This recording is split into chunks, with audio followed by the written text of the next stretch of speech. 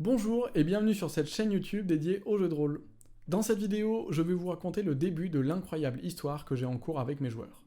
Nous sommes pour la plupart des joueurs débutants et cette campagne a été pour plusieurs d'entre nous l'occasion de découvrir le JDR. Nous jouons en ligne en distanciel sur le logiciel Foundry VTT. L'histoire se déroule dans l'univers de Donjons et Dragons et dans un monde que j'ai créé de toutes pièces. Pour créer ce monde, je me suis librement inspiré de différents éléments existant déjà dans le lore de D&D, notamment sur la mythologie, mais nous ne respecterons pas forcément toutes les temporalités historiques de cet univers. Dans un souci d'immersion et de simplicité, j'ai également eu recours à l'intelligence artificielle pour générer notamment le visuel des différents personnages de cette histoire. Désolé d'avance pour tous les puristes du JDR et de D&D pour les quelques règles que nous ne respecterons pas forcément. Nous avons souhaité faire ces vidéos pour garder un souvenir de cette campagne que nous n'avions pas enregistrée dans un premier temps, mais également pour raconter la genèse de cette histoire toujours en cours. Par la suite, nous souhaiterions publier nos sessions de jeu que nous faisons sur Foundry. Sur ce, j'espère que l'histoire vous plaira, affûtez vos lames et vos esprits, que vos cœurs soient purs, vos cerveaux lucides et vos dés chanceux. Bienvenue dans les épopées de Sola Noctis.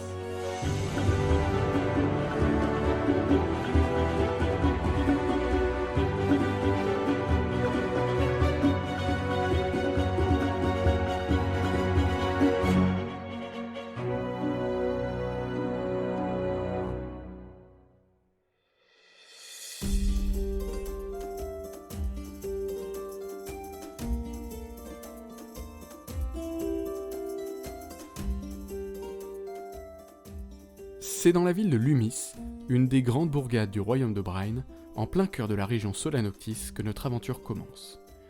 Nous sommes en plein festival sylvestre, le festival célébrant le dieu de la nature sauvage, Sylvanus.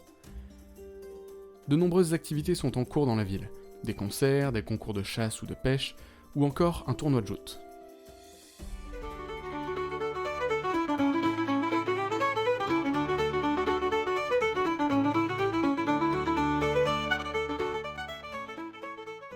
Dans le bar éphémère, installé à côté du terrain, un jeune barde alphelin conte diverses histoires et chante quelques compositions personnelles. Alors qu'il passe dans son public du jour pour recevoir quelques félicitations, il en profite pour dérober quelques bourses. Derrière le bar, une demi-drô observe la scène et ne se laisse pas prendre par le manège du petit escroc. Elle quitte son poste et poursuit le barde qui s'échappe en direction du terrain de joute.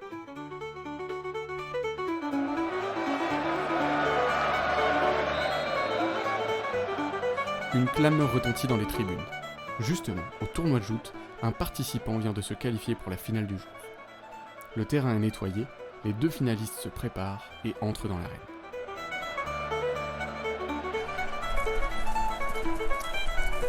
Tour après tour, les joueurs se foncent dessus, brandissant leurs lances et l'écrasant avec fracas contre le bouclier de l'adversaire, tentant de faire chuter celui-ci. Puis dans une dernière charge, l'un des deux tombe au sol. La foule rassemblée dans les tribunes se lève et applaudit le vainqueur qui fait un tour d'honneur pour saluer son public. Retirant son casque, la jeune paladin sourit et retourne dans la zone de préparation où l'écuyer qui lui a été désigné s'empresse de l'aider à descendre de cheval. Le jeune demi-orc veut faire de son mieux pour l'aider et montre un soin particulier à sa tâche. Concentré sur son travail, il ne remarque pas la petite silhouette qui vient discrètement prendre la bourse de la gagnante. Fort heureusement, à peine quelques pas plus loin, le jeune alphelin percute la demi-drô au regard perçant. La tension monte entre les quatre personnes, mais un jeune clerc aux yeux bleus s'approche et tente d'apaiser les esprits. C'est alors qu'un nain aux yeux gris s'approche. Se présentant comme Eknar œil d'argent, il vient féliciter la vainqueur du tournoi. Surpris de voir un groupe aussi hétéroclite, il propose à l'assemblée de venir le retrouver au bar où il aurait une mission à leur confier, leur permettant de gagner quelques pièces d'or. Le nain les laisse et les 5 individus, forcés de collaborer, se présentent.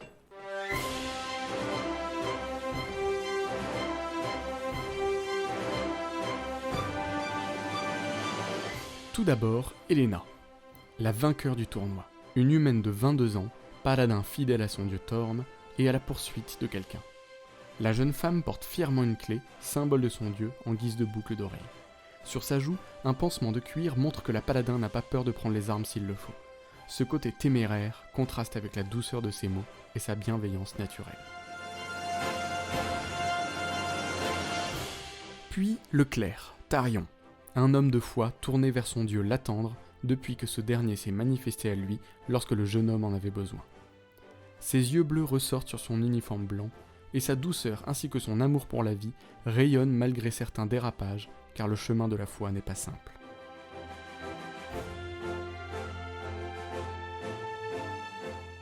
Vient ensuite la demi-drô, Altri, une ensorceleuse au cœur de pierre pour qui le dialogue et les actes ne doivent avoir qu'un objectif, être direct. Son passé est trouble, même pour elle, et elle tente de retrouver la mémoire car seule sa peau lui témoigne de son héritage drô. Elle a grandi avec des elfes sylvestres qui l'ont recueillie, mais elle sait qu'il lui manque des éléments sur ses origines.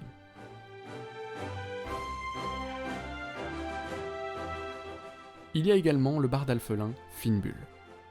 Le alphelin bout en train, portant fièrement son chapeau sur sa tête, est jamais le dernier pour faire ce qu'il ne faut pas faire. Le jeune barde cherche à trouver sa place, à aider les gens et à amuser la galerie. Personne ne sait s'il est un fier combattant ou un valeureux peureux. Quoi qu'il en soit, il fera toujours de son mieux pour aider ses alliés, ou au moins pour les faire rire.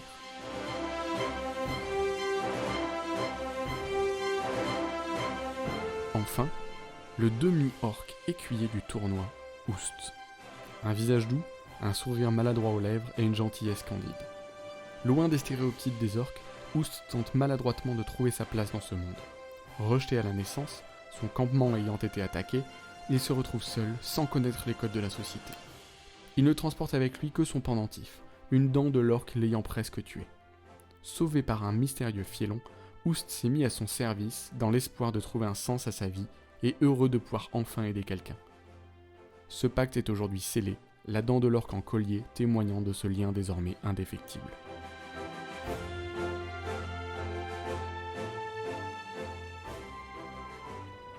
Les présentations étant faites, le groupe se dirige vers le bar où Eknar Œil d'Argent les attend. Le frère du nain a disparu dans les vestiges d'Entre-Ruines. Alors que les deux frères devaient aller fouiller ce lieu en quête de trésors, Eknar est tombé malade, l'obligeant à rester à Lumis. Son frère, Rakael Œil Noir, s'est donc rendu dans ce lieu, uniquement accompagné par un elfe roublard croisé dans la ville de Lumis. Malheureusement, ce qui ne devait être qu'une expédition de 4 ou 5 jours s'est transformé en une longue attente de presque 2 semaines pour Eknar. Celui-ci, complètement désemparé, a trouvé en la vaillante paladin un espoir de sauver son frère.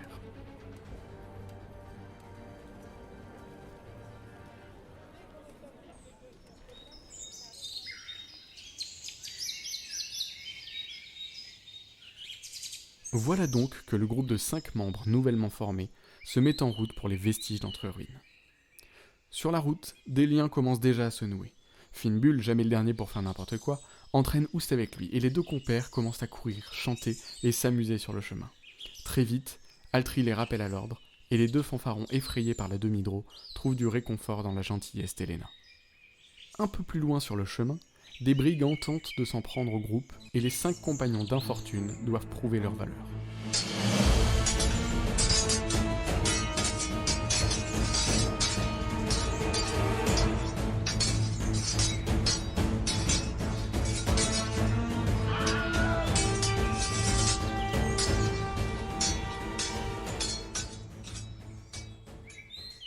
C'est après un rude combat, où Helena a encaissé nombre de coups pour protéger ses alliés, que le groupe sort victorieux. Après une nuit où chacun effectue son tour de garde, la compagnie se remet en route pour les vestiges, et après plusieurs heures de marche, ils arrivent.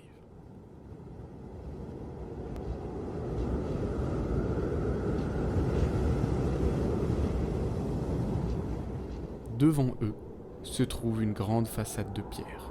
Un vieux bâtiment en pierre à flanc de montagne, certains pans de murs détruits par le temps, des lianes retombant sur la façade.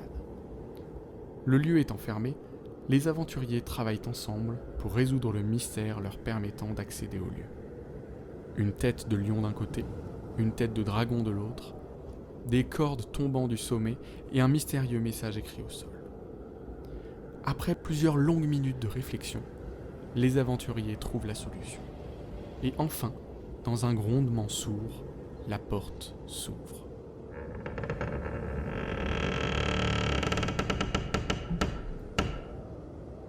C'est donc tous ensemble que les voyageurs entrent dans ce lieu plongé dans l'obscurité. Ils avancent, allumant quelques torches en tentant de rester discrets. Après tout, si un solide nain et un roublard elfe ne sont pas revenus de ce périple, c'est que des dangers doivent s'y cacher.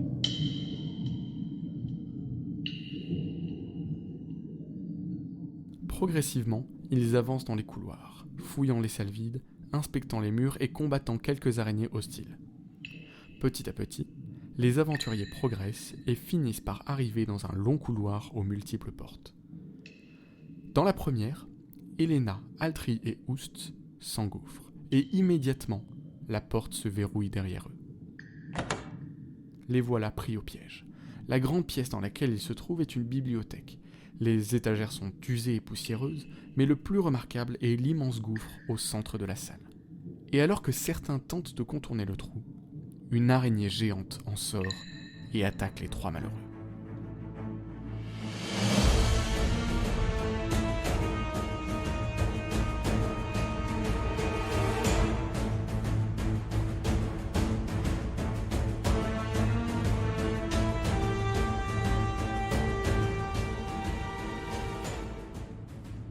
C'est après un combat acharné qu'enfin les combattants terrassent la bête.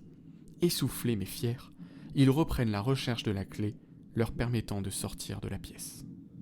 Pendant ce temps, Tarion et Fimbul avancent dans le couloir, et dès que Tarion rentre par la seconde porte, celle-ci se verrouille derrière lui. Il se trouve dans un large couloir qui semble être calme. Mais alors qu'il commence à avancer, le sol se dérobe sous ses pieds et le jeune clerc se blesse dans sa chute. Il remonte dans le couloir, et cette fois-ci, plus de place à la surprise. Le clerc s'élance et court pour traverser le couloir le plus rapidement possible.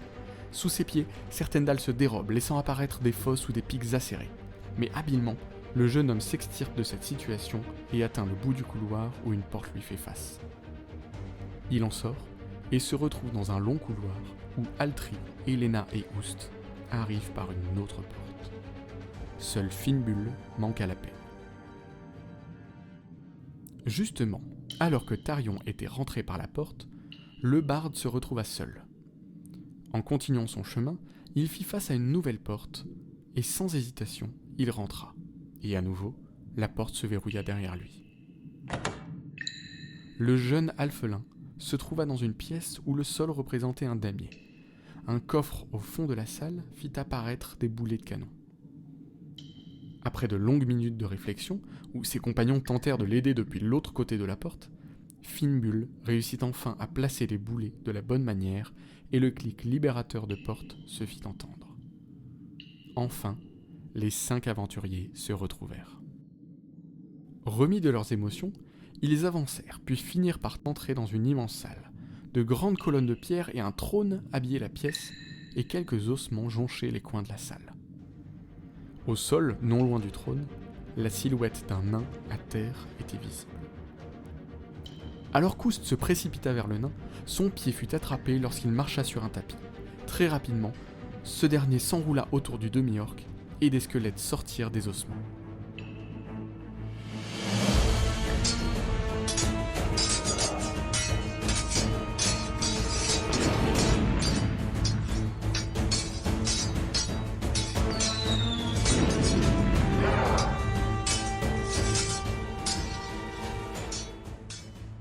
Un rude combat eut lieu. Chacun donna de sa personne, et enfin, les aventuriers achevèrent le dernier ennemi. Soulagé, Tarion se rendit auprès du nain et lui prodigua les premiers secours, sauvant Rakael œil noir. Puis le clerc proposa à l'innocent Oust de lui octroyer quelques soins un peu en retrait des autres. Tout content, Oust suivit le clerc mais se fit rapidement rattraper par Altri qui empêcha le jeune demi-orc de subir des soins étranges de la part du jeune clerc au visage angélique. Tous ensemble, les aventuriers sortirent des vestiges entre ruines et reprirent la direction de Lumis pour accompagner Rakael auprès de son frère.